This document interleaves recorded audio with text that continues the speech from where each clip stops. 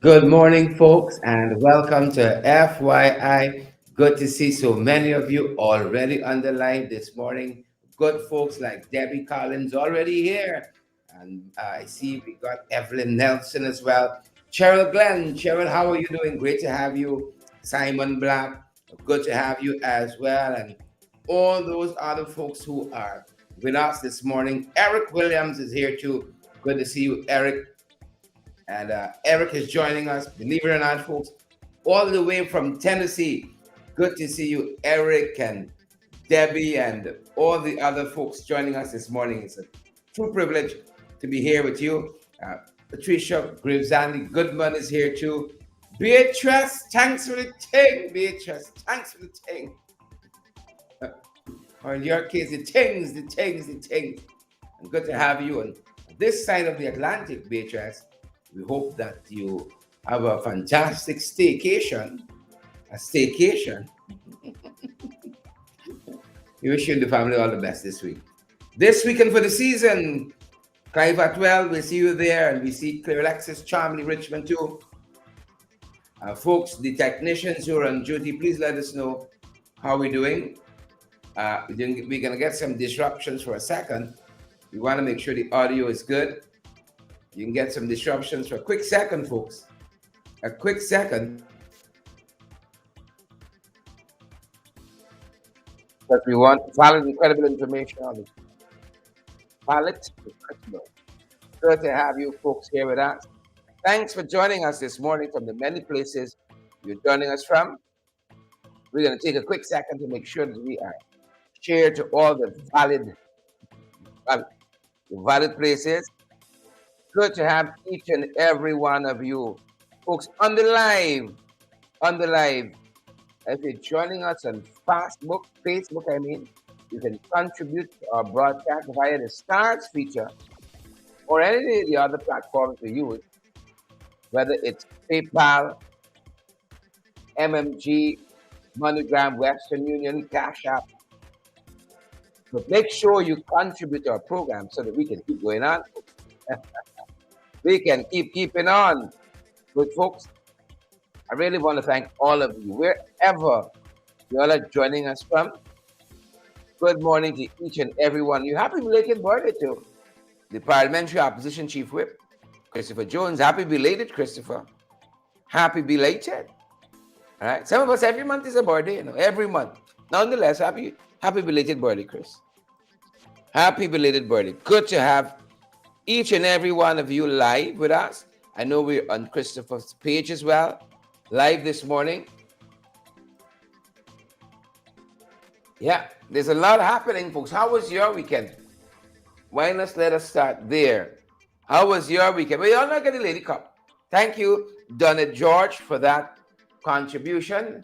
When we're live on our YouTube channel, you can contribute to our broadcast as well. There's a $sign that's usually at the bottom of the comment section.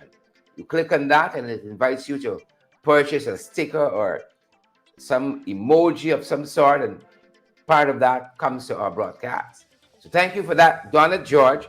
And for the folks on Facebook, that is the equivalent to the stars on Facebook, the stars feature. I think it's in the comment section too. The difference is even after the broadcast is finished, we're no longer live on Facebook. You can still contribute on Facebook via that stars feature or on any one of the other platforms. And we just try to get as many as possible because we know that you guys have varying places that you transfer money online. So we just try to be there too. We're good to have all of you. Forbes, Meduse, good to have you with us this morning. We have that secure feature to accept credit and debit cards as well. So we thank you guys in advance. Ozzy, Adams, and Tess, and all the other folks who are on with us this morning. We're thanking you folks in advance and ensuring that we keep moving forward. Thank you so much for that, folks. Well, I got a Lady Cup this morning. Got some, this is ginger and lemon. I'm at that age and stage. Sandra Hanover, I'm at that age and stage for ginger and lemon. And Sandra says that her weekend was great. I'm so happy to hear that. Sandra says she has had a great weekend. I had a good weekend too. I was at the in-laws over the weekend. It was one of my wife's aunt's birthdays. So my aunt as well, aunt-in-law, my aunt, shucks. And so we were there in Babis. Had a bush cook yesterday. Lovely cook up. Still got some, brought some home. Had a bush cook in Babis yesterday. We had a good time. We had a good time. Good to have each and every one of you on the live. I see my friend Odessa trying to call me now. If I answer and I bring her live, you can hear I'm not a good friend. And I'll be probably struck off of her gift list. You see? But Odessa is trying to call me. So good morning, Odessa. Let me know if you want to come live. We can arrange that. Andrew Griffith, good to see you on the live this morning.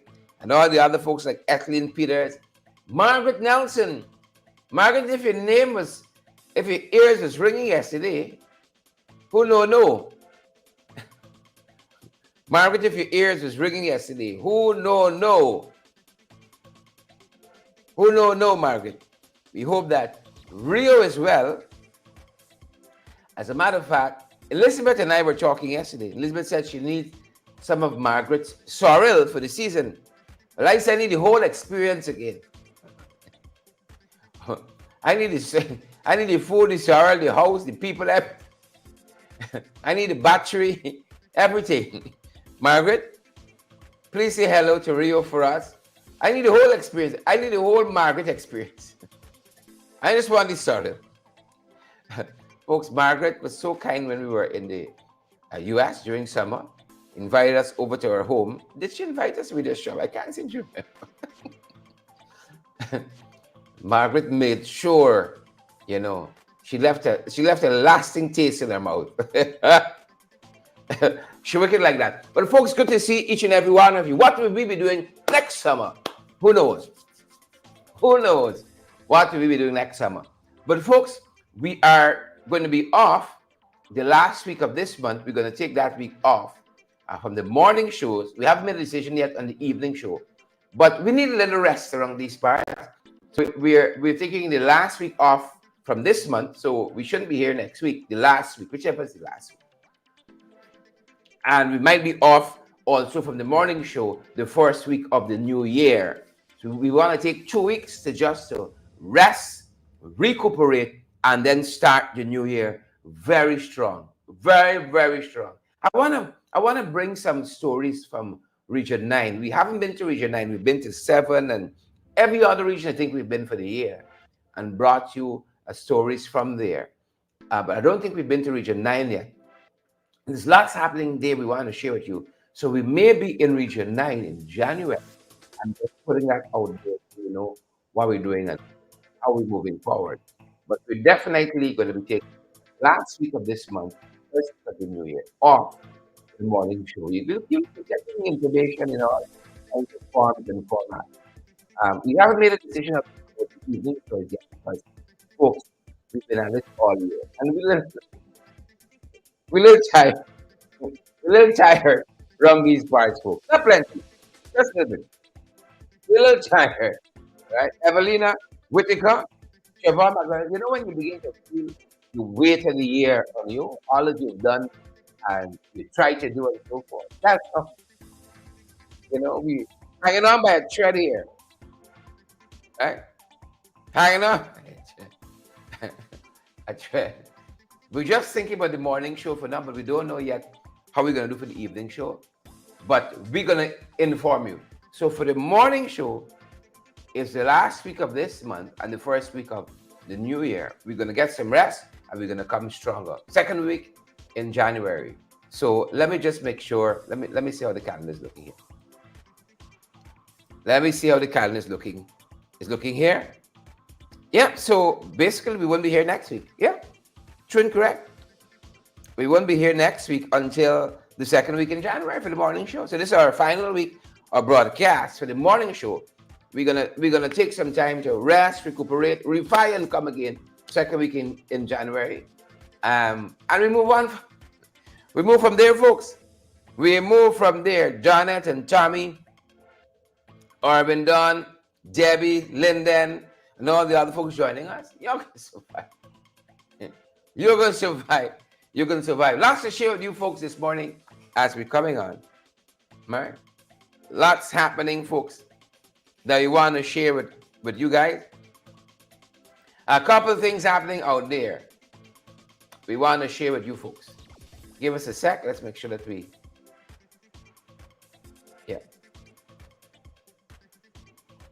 get some of the other stuff queued up correctly. Get some of the other stuff queued up correctly, folks. And let's see how it goes. Yeah, so we got a lot to share with you. Let's start here this morning, folks. Let's start on this topic this morning. All right? On this topic, news clipping diplomacy. This is one of the headlines making the morning papers. And if you guys have been following some of what's been happening here locally in Guyana, we were broadcasting live from the national capital city here in Georgetown. So what's been happening over the weekend? The Attorney General, Anil Andilal, Anne-Marie and Chami and Forbes and all the other folks said over the weekend that some of the commentary that folks like yours truly and Sharon and Anne-Marie and Chami and Wayne and Forbes and so on, some of the things you all have been saying about ExxonMobil, this is what the Attorney General said, is having an adverse impact on the Guyana-Venezuela border controversy because Maduro is making clippings, Paul Charles, right? When Maduro, I can see Maduro late at night sitting down at a table, he got a little flambeau and so on, and he's making clippings. That's what they said. He is making clippings of what members of the public here in Guyana saying about ExxonMobil that is negative as justification to why ExxonMobil is not needed. That is part of what Anil Andilal, the Attorney General, said over the weekend. And so he was advising Guyanese, if I remember his phrasing correctly, against reckless speculative pontification. Reckless speculative pontification. He was advising Guyanese. I find it trying to tell us what to say and what to think. I find this is censorship. I can say it right off the bat. Brenda Moore, he wants to tell you what you can say about ExxonMobil and what you shouldn't say. All right. We find around these parts is little censorship. And just like that, folks, that's how they start looking like North Korea. Just so, folks, is how we start looking like North Korea. But we ain't having it. Are we? I don't think so. Just like that is how we start looking like North Korea. So we got to be careful, folks. We got to be careful. He doesn't want us to be talking about ExxonMobil, but it's funny. And several persons, apologies, several persons have raised these issues. Several persons in the media have raised this as problematic. Why all of a sudden? How now, brown cow? Some of you would say. Some of us would say. We can't be talking about ExxonMobil. Folks, I'm telling you what the folks said. And he said Maduro came to this meeting in St. Vincent and the Grenadines with binders full of clippings. You all remember the binders? You remember Maduro was handed the binders when he sat down after the handshake? Take a look at this, folks. Take a look at this. After the handshake, look for the binders. After the handshake, look for the binders.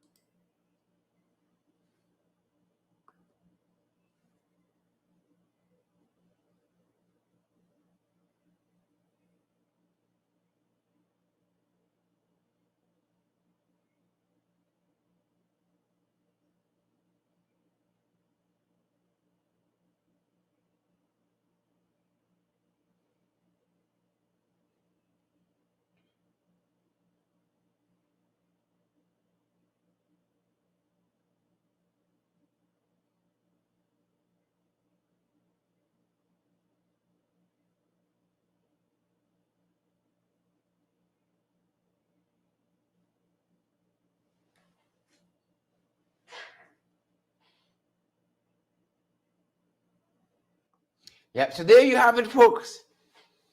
Maduro came with his newspaper clippings, and Anil is afraid of clippings. Dan Mitchell, Tommy Gibbs. Anil is afraid of the binders of newspaper clippings. So he is telling Guyanese today, he says, beware of reckless, speculative pontification, right? Which has harmed this country in its border issue with its neighbor, our neighbor to the east, Suriname. He said, you all got to be careful what you say on social media. Dennis Shaw and Tommy Gibbs and Andrew Griffith. You all got to be careful what you say about, what negative you say with ExxonMobil. Because Maduro will come with his binders. Be aware of the binders with Anthony Bubble Matthew. You got to be aware of the binders. That's what he said. Well, this news clipping, diplomacy, Starbuck News took a little exception to it over the weekend. You know, it's funny. It's funny. I'll tell you this. Because when Irfan Ali, Nandalal Jagdeo, and their cabal, when they were in the opposition, it's not the same folks who they talk about renegotiating the Exxon contract because it was lopsided and all of that. Is it me? Or is the Attorney General being a little hypocritical? Huh? Is it us? Or the AG being slightly, not plenty, slightly hypocritical? Is it? Some of y'all don't want to say anything. You're frightened to say anything. But that's what Starbuck News is talking a little bit about this morning in its editorial. Maduro and ExxonMobil. And here, part of what Starbuck News says in today's editorial. Right? We've read it for y'all, so don't worry. We got you all covered. We know at our age, your eyesight starts playing these games with you and so on. Right?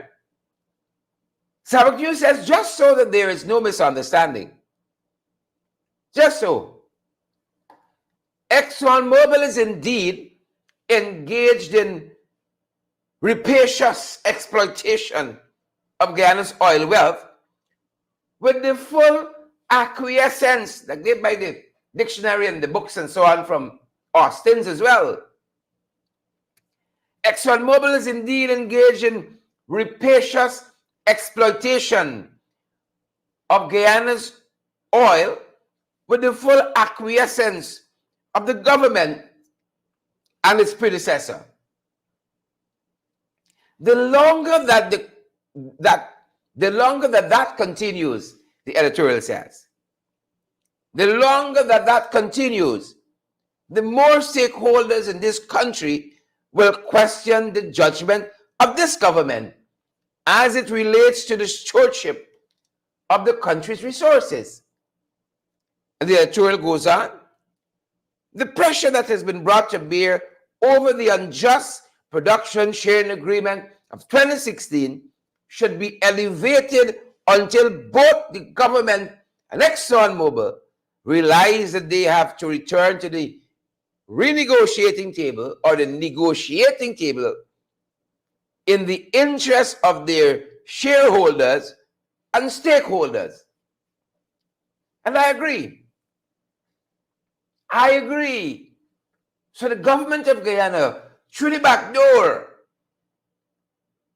don't want you to criticize ExxonMobil because they are afraid, Guyanese everywhere, that Nicolas Maduro will come with his binders of clippings of what you saw, what you say on Facebook, Faye and Kyle and John and Yonet, what you all say on Facebook, will make it in into Maduro's binders. And he will use that as legal justification of why ExxonMobil is not here. But what I didn't hear of, as I've said, is when Nandalal and company criticized ExxonMobil and the production sharing agreement, the PSA of 2019, as being lopsided.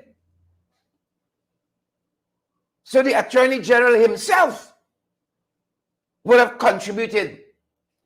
Right? What the PP alone has said, full one binder, 1.5 binders, at least their negativity on the contract when they were in opposition. At least a binder and a half. Tommy Gibbs, Irwin Don Cook, Siobhan McDonald, at least a binder and a half. And then the letter writers were at it as well. Mike Prasad, alluding to this newspaper diplomacy. Newspaper diplomacy. Right? Mike Prasad in today's papers talks about this newspaper diplomacy, this morbid fear of what? What Maduro has in his binders. Here Mike Prasad says in this morning's Starbuck News, if Maduro had a stack of these news clippings, I don't see what use he could make of them to help his cause. I think Exxon is cheating, some say robbing Guyana, to the tune of 100 billion barrels of oil.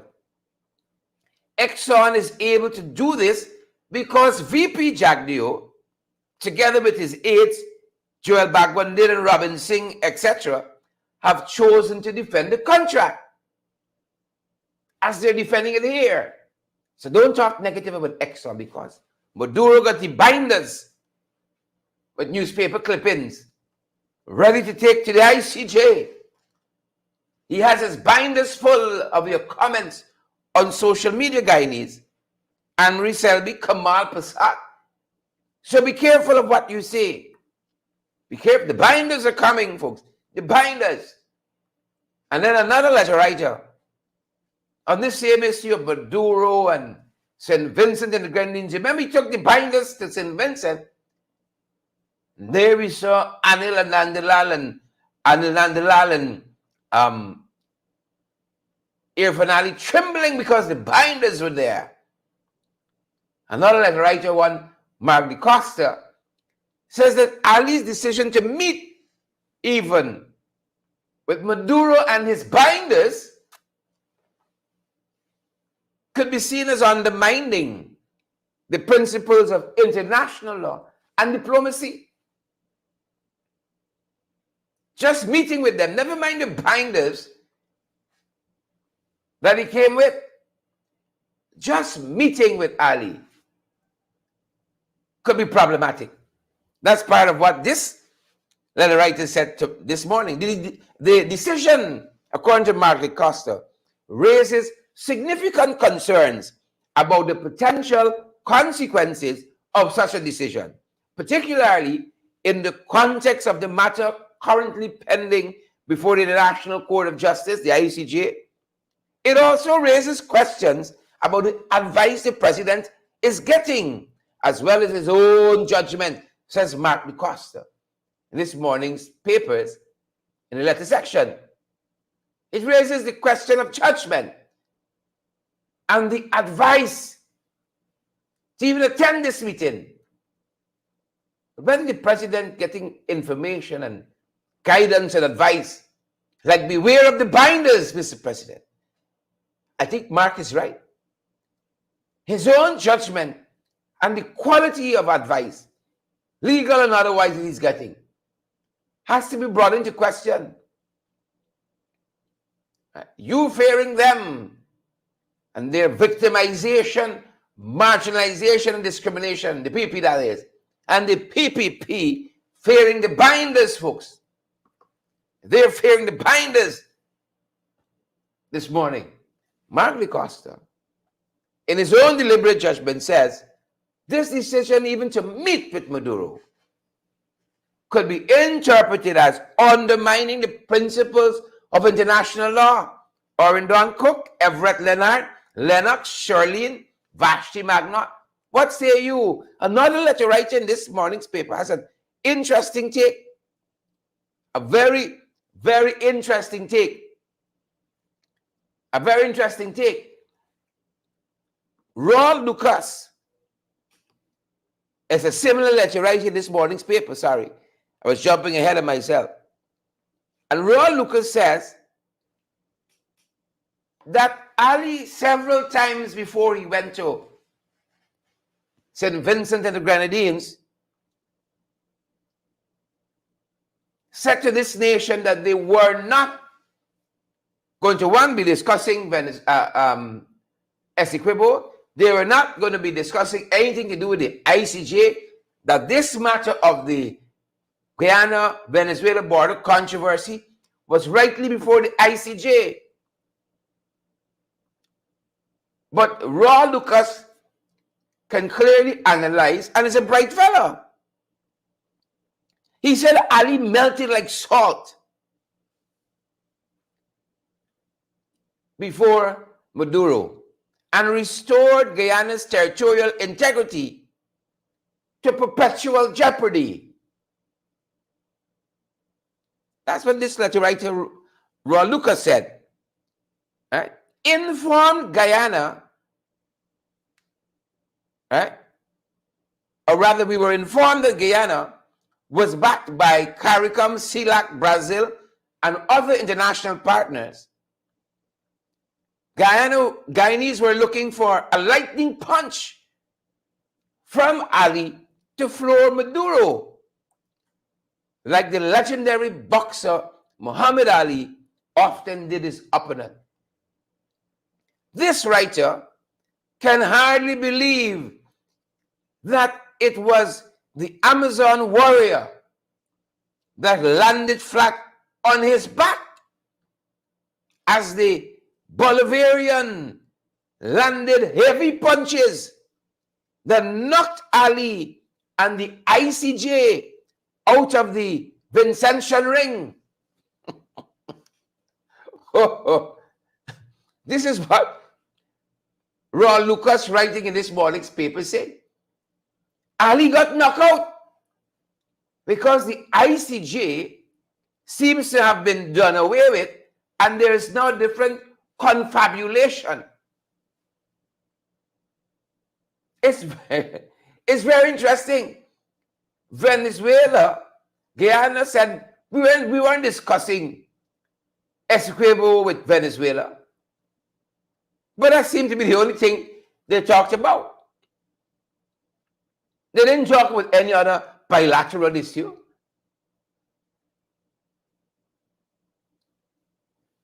This issue of Essequibo and the Guyana-Venezuela border controversy seemed to have been the only thing, called by whatever other name you want to call it by, that dominated this meeting. So there's where we are. On that front, Orin Dunn, Eric Williams, Frederica Boyce, Yolanda Thomas. So we weren't supposed to be discussing Essequibo. Ali said this matter was rightfully placed before the ICJ. And now we got to meet again in Brazil and meet again in Peru. And if somebody wants to get a license to, go and drill for some oil, we might got to end up in Turkey or Turkey.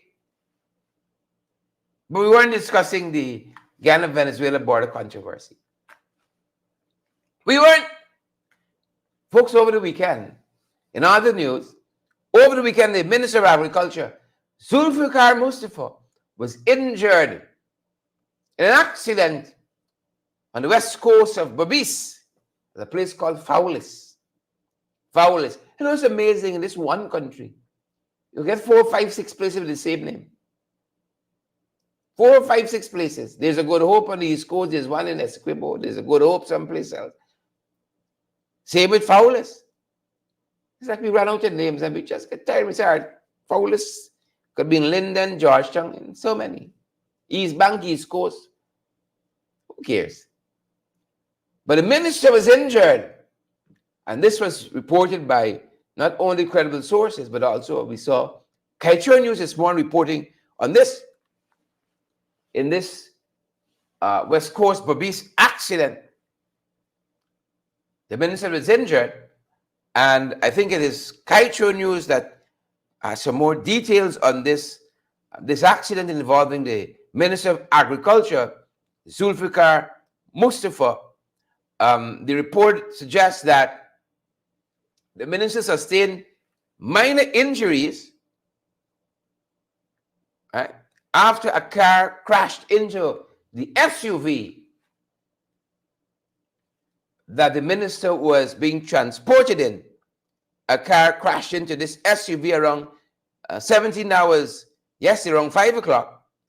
He was reportedly returning to Georgetown from a toy distribution drive, which he spearheaded early in the day in Region 6. And according to Kaichur News, video footage of the incident showed a speeding car which overtook another vehicle, crashing right into the right side of the minister's vehicle, which was heading in the opposite direction. The driver of another vehicle, which was ahead of the minister's sports utility vehicle, avoided colliding with the car by pulling into the corner. They're telling us that the Minister Zulfikar Mustafa, his driver, as well as regional officials were rushed to a city hospital where they received treatment. The minister has since been discharged from hospital. The driver of the car that crashed into the minister's vehicle is being detained, and investigations are ongoing. Investigations are ongoing. Folks, again, we say Guyana has some of the most dangerous roadways in the world. And look at some of what we saw, folks, emanated from that accident scene at Fowlis on the west coast of Berbice yesterday. Take a look.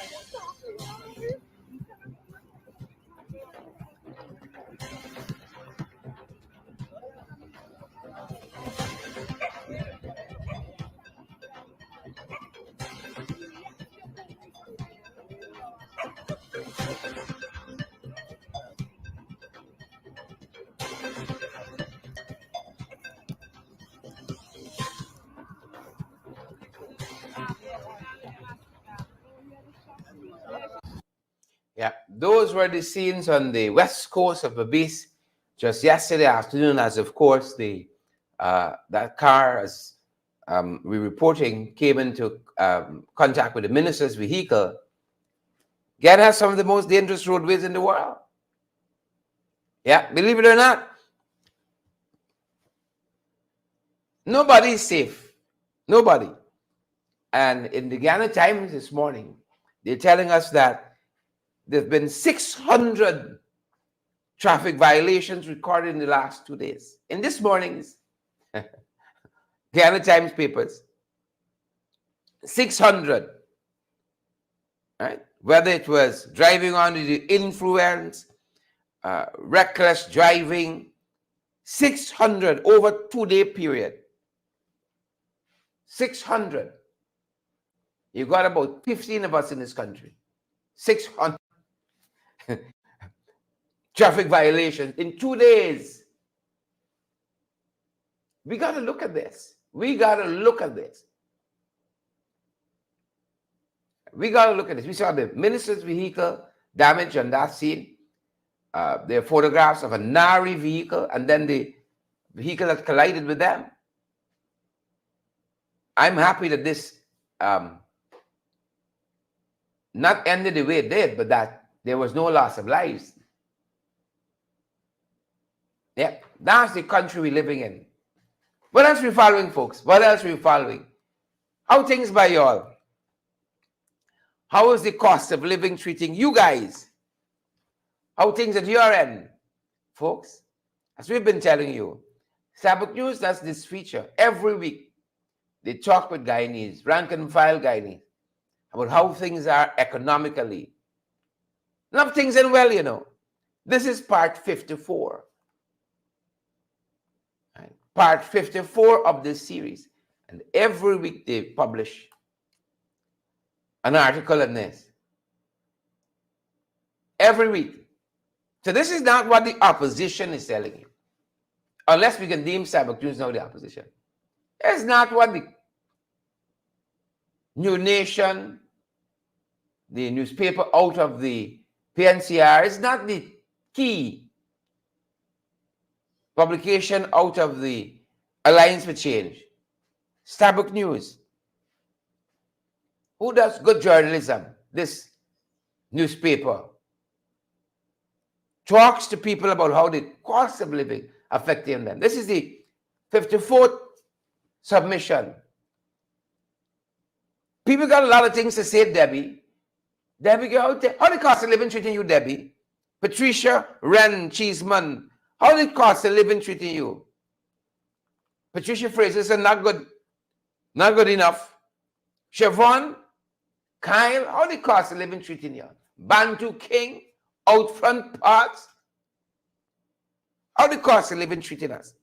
Here what some Guyanese told Sabbath News this morning about how the cost of living treating with them. Nikita Gordon, a 25-year-old cashier. Nikita says, every time I go to the market, the cost of food increase. Every time. This is hard to compare to before, when food items were sold at a cheaper cost. For example, 1 liter of oil was $600 a couple months back. Now it's $900. A pound of plantains was $120. Now a pound of plantains $260. Here what Nikita recommends. The government should increase people's salary significantly and provide some sort of house loan for each household to help with the rising cost of living. Right? That's what Nikita says. What has happened to our graphic, folks? What happened to our graphic? Right? The rising cost of living. That's what she said. That's the question being asked. That's the big question this morning. How the cost of living treating you? How are we treating us? She said, every day I go to the shop. Every day something. Right? Every day I go to the shop. Every day something. I know what we know what it feels like. We know what it feels like when every day goes something. One of the other persons that Starbuck News spoke with his one Charissa Prasad. But here what Charissa said. Charissa Prasad. Folks, here's some of what Charissa said. Charissa says, don't know what's happening with the graphic. Charissa says, the cost of items just going up. The cost of items just going up every day in the market. And wages are not going up. The cost of food items, hardware items, and other items have gone up in the market. Tricia says, my husband and I sell in the shop. Sorry, my husband works separately. I sell in the shop. I'm a family of 3, and the cost of living is hard on us. I still have to purchase food items despite the high cost because I need it. People in the market, she says, just exploiting you with the prices. I just have to cope. For instance, a tray of eggs was $1,200 a few months ago. Now it's $1,800. A cut of pumpkin was $200. Now some cost $3. Even the cost of Edos increased in the market. A pound of Edos a couple of months back was $100. Now a pound of Edos is $140. Government should consider increasing people's salary more so they can afford to buy in the markets. Patricia Mangle is a pensioner. This is what Patricia says. The cost of living is hard on me. I'm a family of 3, and both my daughter and son work.